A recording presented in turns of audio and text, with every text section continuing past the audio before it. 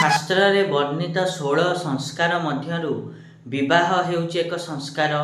जेतेबेले भी विवाह करा जाई थाए अभिभावक माने बहुत ध्यान देई थांती, बहुत दिग प्रति ध्यान देई थांती।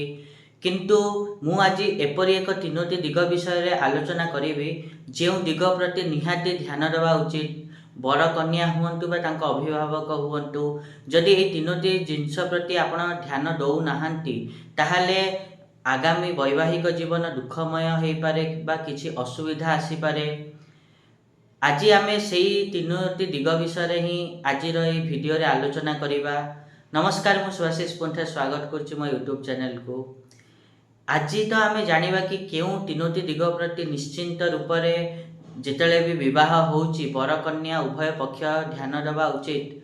ता पूर्वरु सबन भली गोटे रिक्वेस्ट करिया को चाहिबे कि जो माने भी एजान चैनल को सब्सक्राइब करना सब्सक्राइब करंतु आ पाख थिया बेल आइकन को मध्य प्रेस करंतु, जा द्वारा कि मु आगो को जहाँ भी किछि वीडियो देबी तार नोटिफिकेशन आपण मान को ठीक समय रे मिली जिवो।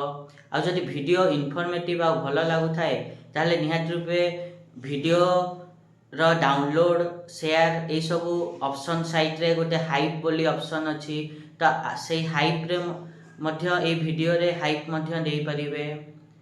जदि आमे वैवाहिक जीवन विषय रे कथा हबा, जेतेबेले भी बर कन्या विवाह करिया को जाउचंती सेतेबेले एही तीनोटी जिनिस प्रति निहाती रूपे ध्यान देबे।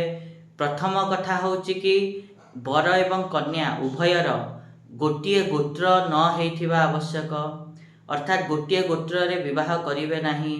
जे जो भी बर कन्या विवाह करूचंती नहले परवर्ती समय रे असुविधा बा अमंगल बा दुखर सामना करिया को पड़ी पारे।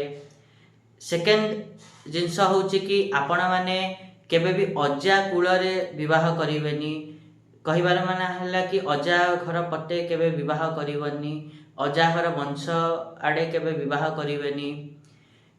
तृतीय कथा होउची कि जो बर बा कन्यार कुल र कोनोसी निर्दिष्टता बा नथिबो बा कोनोसी बर बा कन्या र कुल विषय रे कोनोसी जणा पडु नथिबो, कुल वंश विषय रे किछि जणा पडु नथिबो, सेपरि बर कन्या को सहित विवाह करिबा शास्त्र रे मना करा जाईची। एत थिला केउ तीनोटी दिग प्रति आपण माने जेतेले भी विवाह करूचंती ध्यान देबे सुखमय विवाह पई।